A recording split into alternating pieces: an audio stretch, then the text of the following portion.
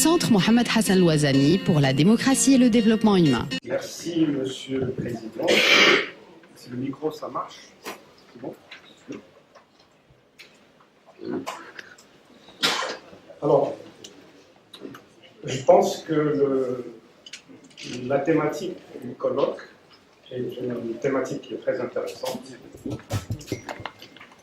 Et je vous invite à partager quelques réflexions sur la question de la place de la mise en œuvre de la Constitution dans le changement démocratique, dans le processus démocratique, dans ce qu'on appelait il y a quelques années la transition démocratique ou la transition vers la démocratie, le processus vers la démocratie, etc. En tout état de cause, processus est entendu dans le sens de ce qui conduit vers.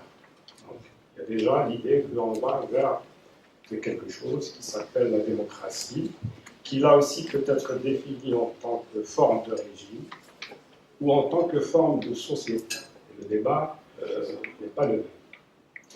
Alors, ce que je propose, c'est un plan, bon, c'est une démarche classique, avec une introduction. Je vais vous soumettre une problématique sur le lien entre la loi fondamentale et la démocratie, quel lien. Une première partie va être consacrée à l'importance de la mise en œuvre, ce qu'elle signifie, parce que souvent on passe dessus rapidement. Un deuxième point sera consacré à disons, au rôle du conflit que dévoile la mise en œuvre de la Constitution de 2012 entre deux conceptions du constitutionnalisme. Parce que je pars de l'idée que les analyses transitologiques, les analyses sur la démocratie, dévoilent l'existence dans la composition de la démocratie de deux aspects qui sont contradictoires. La démocratie, c'est d'abord le populisme, c'est-à-dire le fait de considérer, si le populisme est considéré comme péjoratif, mais c'est à la base de la démocratie, le fait de considérer que c'est le peuple qui est la source du pouvoir, c'est le peuple qui est la source de la décision par le biais de la majorité. Donc ça, c'est une conception de la démocratie. Et une conception constitutionnaliste qui considère que la démocratie, c'est autre chose. Ce n'est pas simplement la souveraineté du peuple, la souveraineté majoritaire, la tyrannie de la majorité, c'est la séparation du pouvoir, les garanties des droits. J'ai mis l'accent sur les droits. Donc il y a, si vous voulez, une combinaison dans chaque démocratie entre ces deux aspects qui sont contradictoires. Et chaque histoire, chaque société présente une combinaison qui dépend des formes structurelles, des formes de pouvoir, des rapports entre couches sociales, etc., etc. Et il se trouve que cette tension entre le populisme et le constitutionnalisme se retrouve également dans les régimes qui ne sont pas démocratiques. Dans les régimes qui ne sont pas démocratiques, il y a également un gouvernement, une gouvernance qui tend des fois vers le populisme, qui peut être un populisme partagé à la fois par les sommets de l'État, mais aussi par les partis politiques et même dans les secteurs de la société civile, et un constitutionnalisme qui peut être aussi porté par la société civile, par la société partisane, etc. Et dans chaque période, dans chaque société, nous avons des combinaisons, des alchimies subtiles de ces composantes. Et le troisième point que je développe, c'est celui de la persistance d'une constitution orale que dévoile la mise en œuvre. Lorsqu'on regarde, bon, c'est vrai que maintenant, on n'a pas suffisamment de temps. C'est-à-dire, est-ce qu'il y a suffisamment de recul pour analyser la part de la Constitution dans le processus démocratique? Bon. Il y a toujours le long terme, mais bon, le long terme, comme disait l'autre, c'est lorsque nous serons tous morts. Et donc on ne s'intéresse pas finalement au long terme, même si en termes il faudrait le prendre en considération. Donc, ce que je propose, c'est une tentative d'analyser le court terme, de voir comment la Constitution a contribué ou pas à l'accélération ou au freinage du processus démocratique. Le quatrième point porte sur la question des lois organiques. Parce que c'est ce qui permet de mettre en œuvre la Constitution, ce sont les lois organiques qui précisent, détaillent ce que la Constitution prévoit de manière, disons, assez abstraite.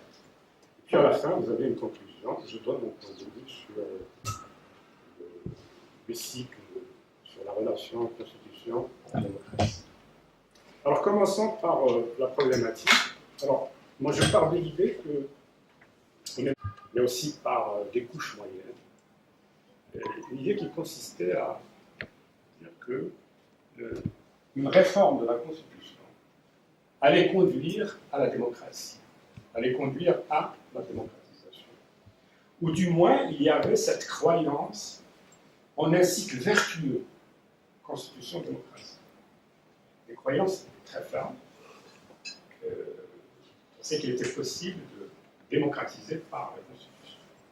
Évidemment, la Constitution ici est pensée comme un instrument de limitation du pouvoir. Donc, ce n'est pas n'importe quelle conception de la Constitution, ce n'est pas simplement un document juridique qui peut avoir n'importe quel contenu. C'est quelque chose de très précis, c'est un instrument de limitation du pouvoir. Et donc il y avait cette conviction que la Constitution, comme instrument de limitation du pouvoir, allait aboutir à la démocratie, ou du moins allait conduire à plus de démocratie, ou allait accélérer le processus démocratique. Je vais répondre à cette problématique en conclusion. Alors maintenant, je vous propose de juger cette croyance, cette conviction, largement partagée par beaucoup de groupes, de la juger maintenant en 2017.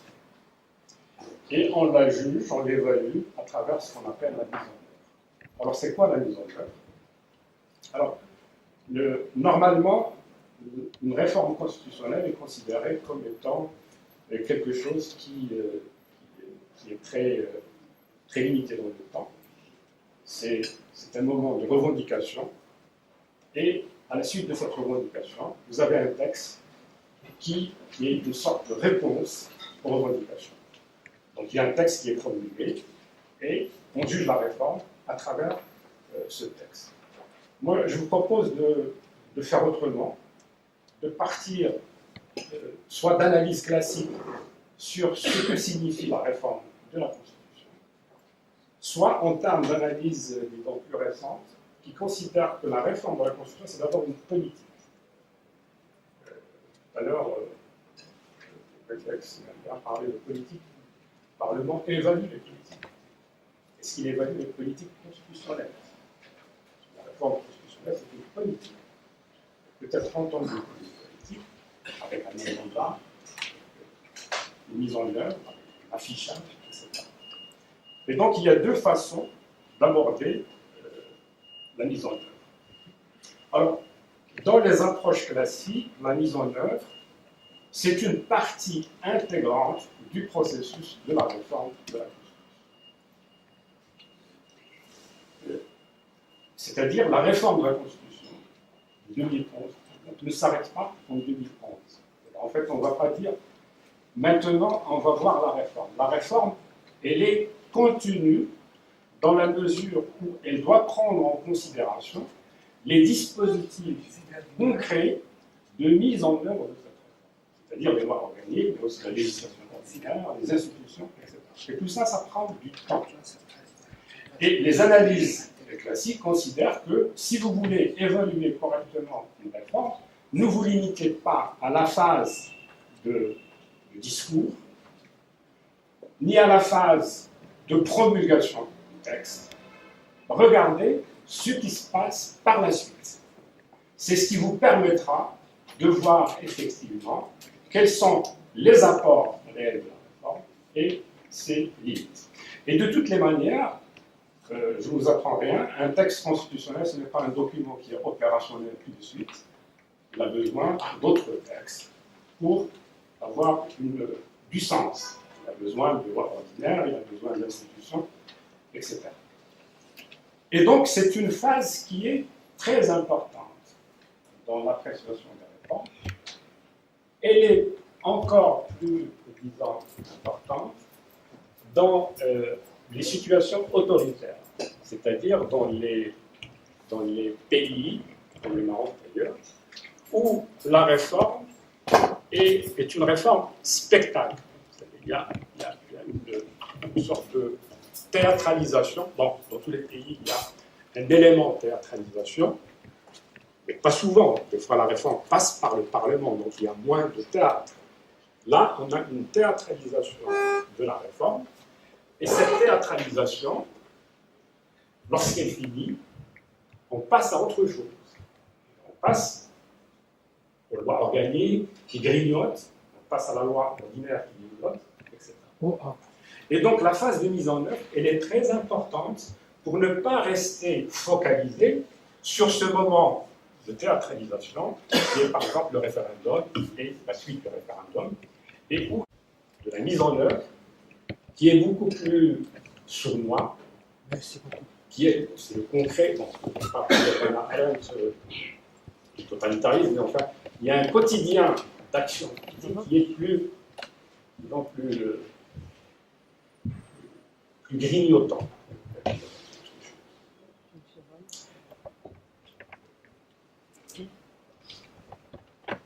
Donc, c'est ce que nous montrent les analyses classiques. Ils nous disent, attention, prenez en considération cet aspect de la réforme et ne vous limitez pas à ce qui se passe au moment de l'élaboration et de la promulgation. Et c'est ce que disent également les analyses en termes de politique publique, ce qu'on appelle les policies en anglais, et qui nous montrent que, en fait, une réforme constitutionnelle, la Constitution de 2011, ce n'est rien d'autre qu'une politique, comme les politiques économiques. Ça fait partie de ce qu'on appelle les politiques structurantes ou réglementaires, c'est-à-dire qui visent non pas à changer un secteur, mais à établir les règles qui touchent aux règles du jeu de plusieurs secteurs. C'est des règles procédurales, des règles réglementaires, etc.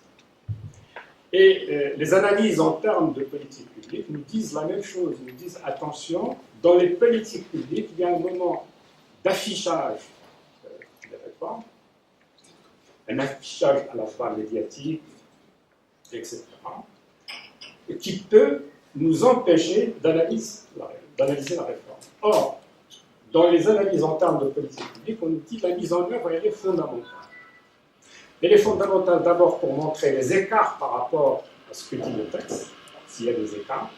Donc souvent, l'application, ce qu'on appelle la mise en œuvre, n'est pas conforme au texte initial, donc il y a des écarts. Des fois, il n'y a pas de mise en œuvre du tout, c'est-à-dire que vous avez parfois des dispositions dans le texte constitutionnel qui ne vont pas être mises en œuvre, ni aujourd'hui ni demain. Et des fois, vous avez une mise en œuvre qui contredit le texte. Donc nous avons plusieurs situations que nous montrent les analyses de la politique constitutionnelle en tant que politique publique.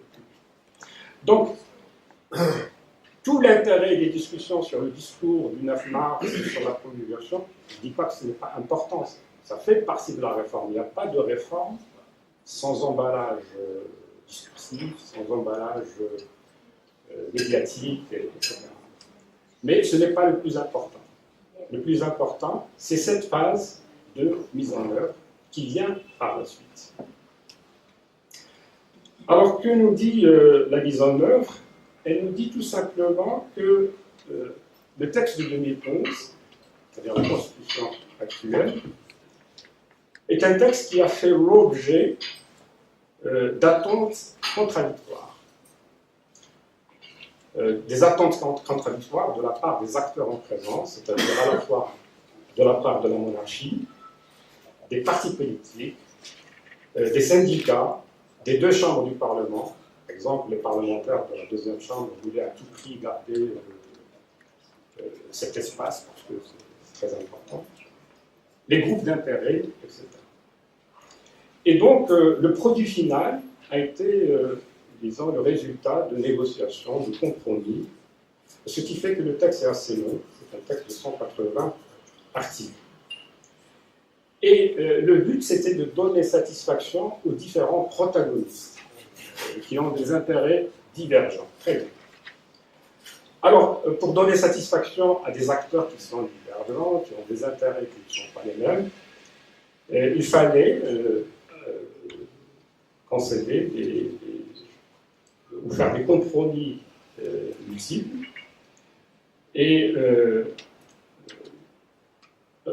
disons, mettre en écriture des dispositions qui ont un caractère polysémique, c'est-à-dire qui ont des sens qui ne sont pas les mêmes. Et donc, il y a déjà à la base des compromis que j'appelle des compromis ambivalents. Et qui vont par la suite être générateurs d'incertitudes.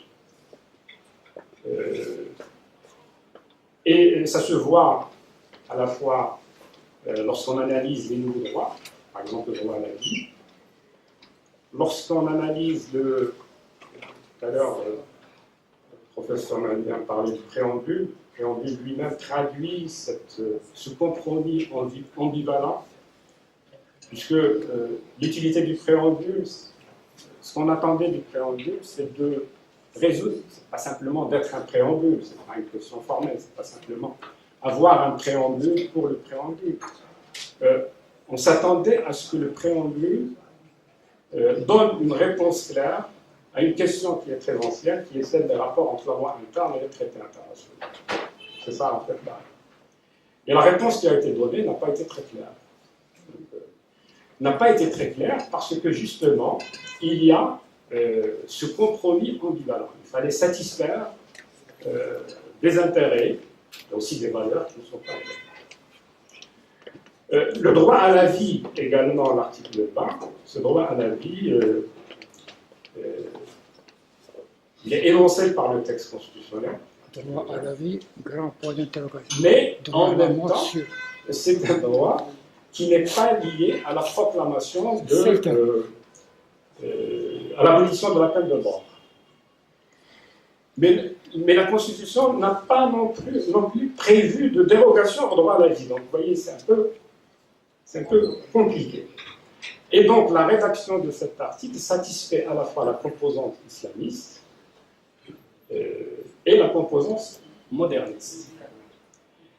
Et donc, on ne s'étendra pas par la suite à ce qu'il y ait des ambiguïtés sur cette question, des ambiguïtés qui vont se révéler par les débats post-2011 concernant les valeurs, par exemple le rapport entre droit à la vie et avortement. Il y a une polarisation, deux façons d'interpréter ce qu'est un être humain, est-ce que l'enfant est un être, c'est un être humain, etc. Et on voit deux parties de l'échiquier disons, proposer deux visions différentes. Et donc, il y a un problème d'arbitrage entre différentes options en matière de valeurs.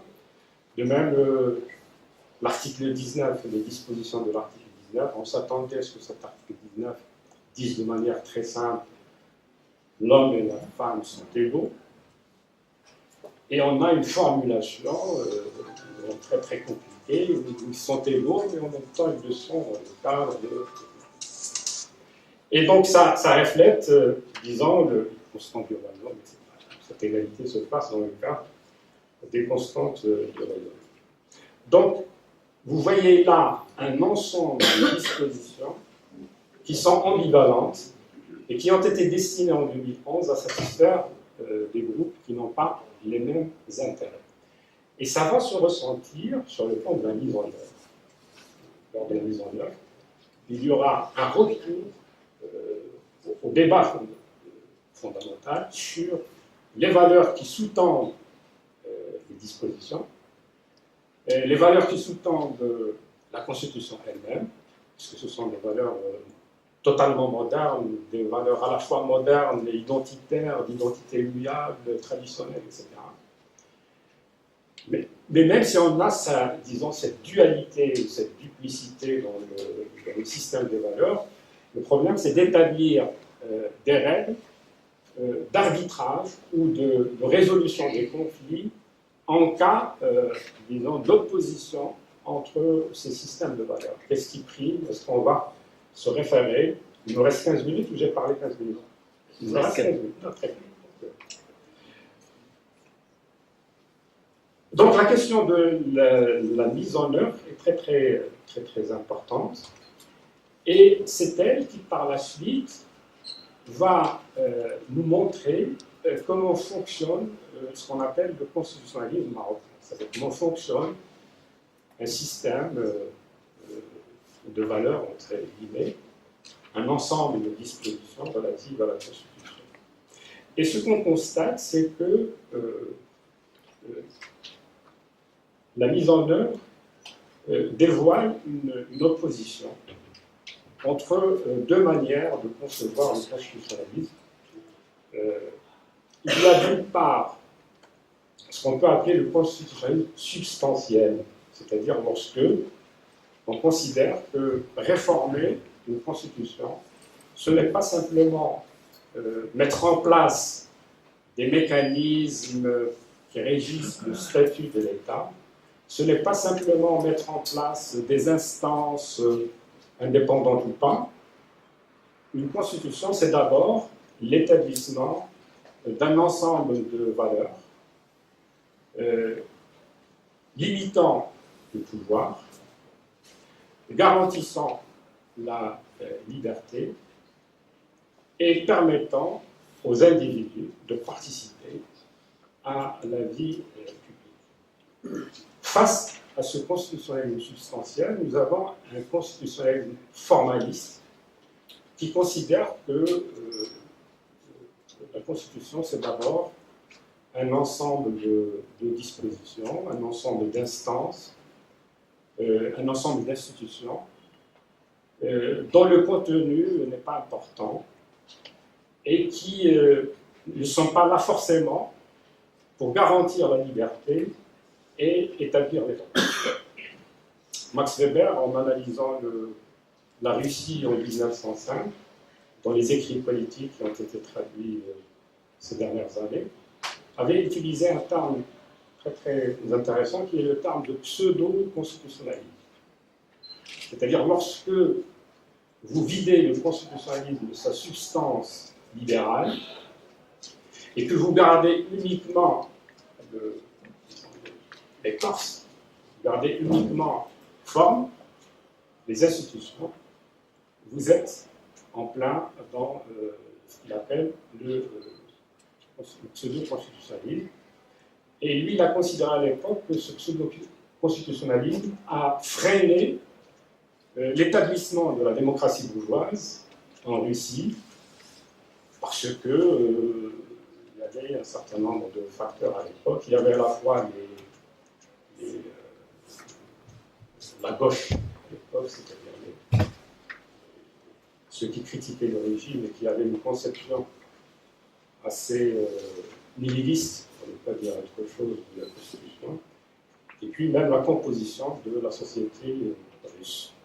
Alors, ce pseudo-constitutionnalisme se limite aux aspects formels de la Constitution et ne permet pas aux juges d'exercer pleinement sa fonction de juge, c'est-à-dire d'arbitre entre les institutions.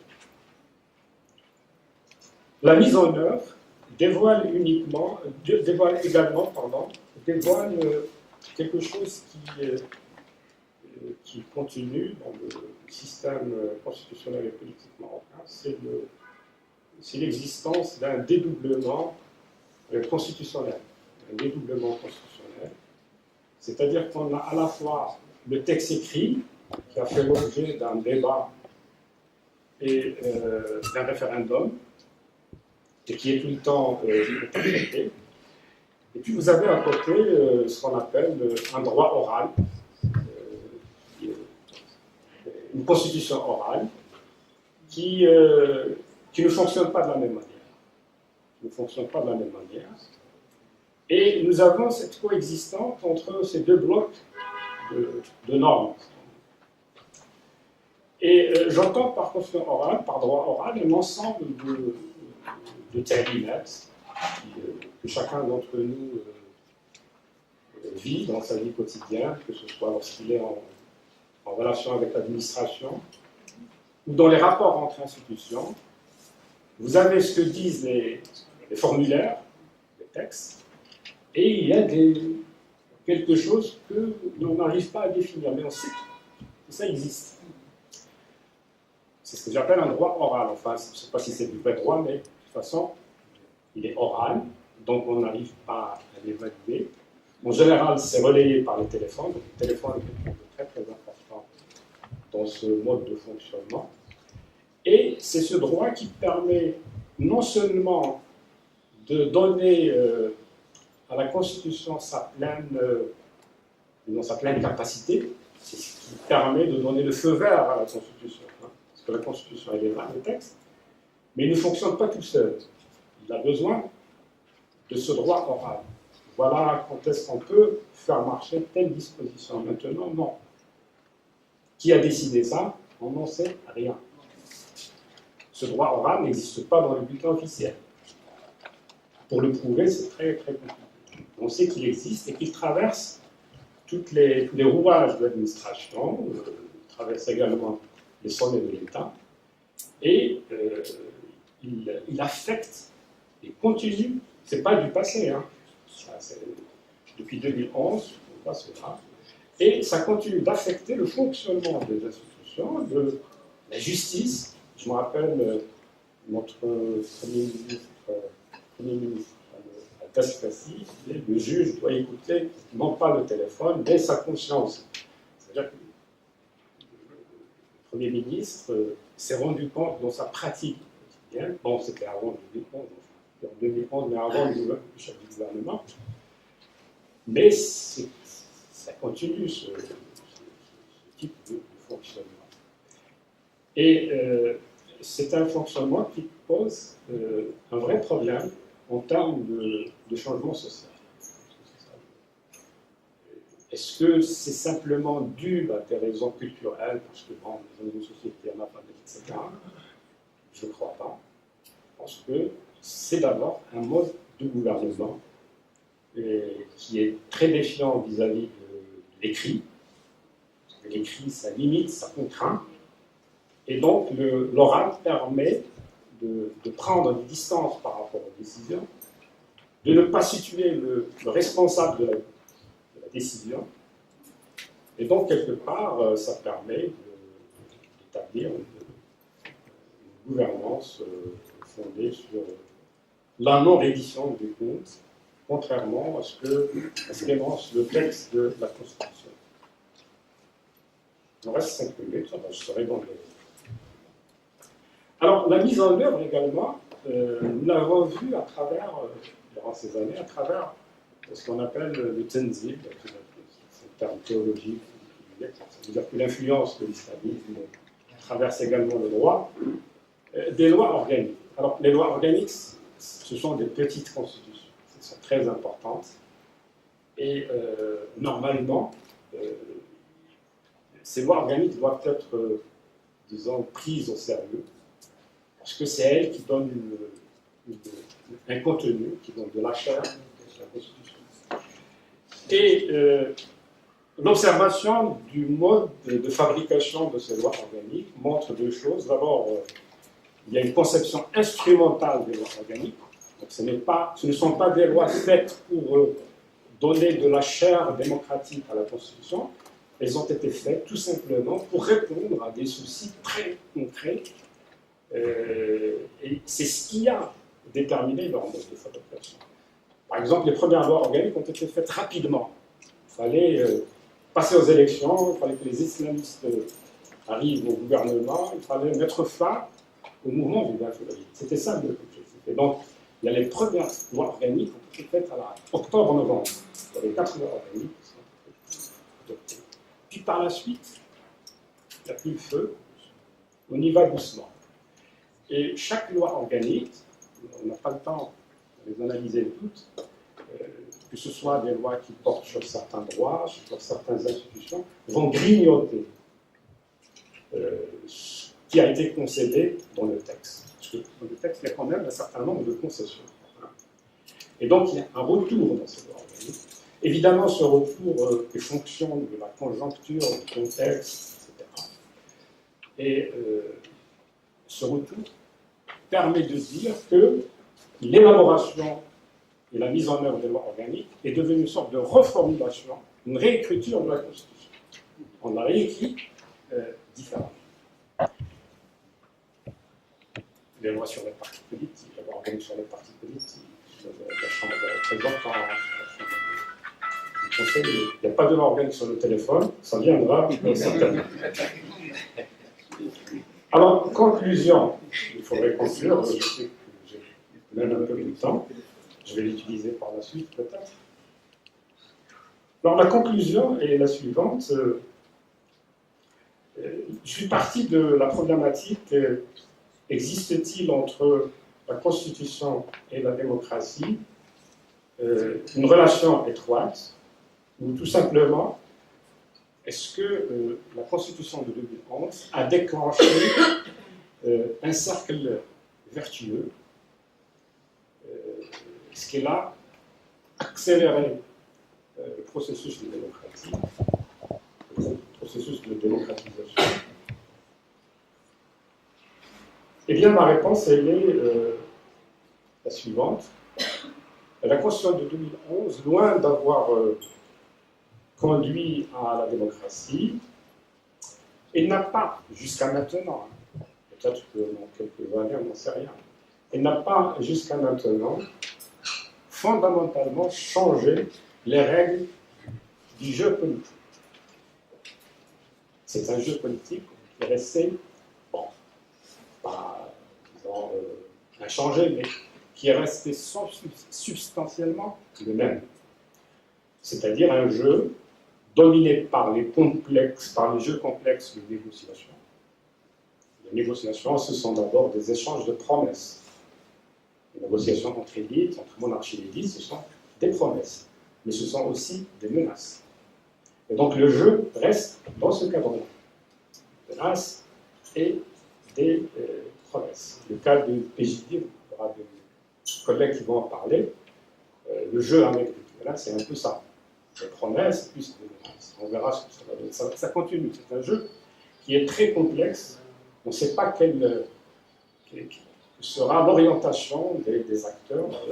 S'ils sont en accord, ils sont en désaccord. Ils sont tout ça à la fois. Et puis le système politique reste fortement déséquilibré au profit d'un acteur qui est la monarchie, qui a des prérogatives qui restent importantes, et surtout qui a des droits de veto qui sont trop élevés. Il continue à avoir des droits de veto trop élevés, et le roi continue à jouir de pouvoirs très étendus qui lui permettent de contrôler le fonctionnement des institutions. Donc voilà ma réponse. Je vous remercie.